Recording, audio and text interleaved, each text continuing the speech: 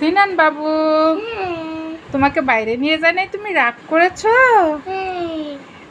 তুমি রাগ করেছো? দেখো তোমার জন্য সারপ্রাইজ নিয়ে এসেছি আম্মু। দেখেছো কত কি? হ্যাঁ, বলো তো কি কি আছে, আম্মুকে দেখাও আর বলো। বেলুন ফুলাচ্ছ তুমি? ওরে আল্লাহ, পারতাছো? আরো জোরে দাও।